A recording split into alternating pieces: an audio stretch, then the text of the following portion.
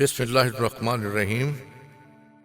मुअज़्ज़ज़ सामईन, आसिम बुखारी तुहाडी खिदमत विच अपना कलाम लैके हाजिर है। जैसा कि मैं पहले कह चुकी हाँ कि मेरा जिहड़ा कलाम है उहदे विच मैं ज़्यादा जिहड़ा मेरा फोकस है वह हकूकुल इबाद ते वे ते इसे ही चीज़ नूं अगे वधांदे आए हैं।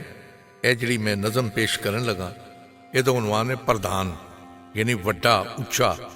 ये अल्लाह की नज़र दे विच प्रधान का मैं यानी रैफरेंस लिया है कि अल्लाह की नज़र विच कौन वड्डा है।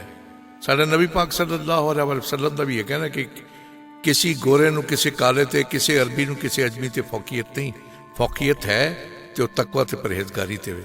इस तरह ही अल्लाह के नज़दीक किहड़ा प्रधान है किहड़ा उत्ते वे, ये जरा मैं तुहानूं सुणाना जी।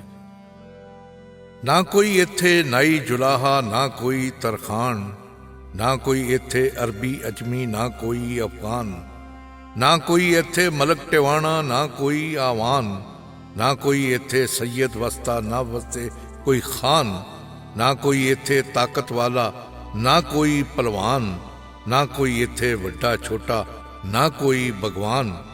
रब बनाए सारे बंदे सब दे सब इंसान, रब ने जात नबी दी दे के दिता मान तरान।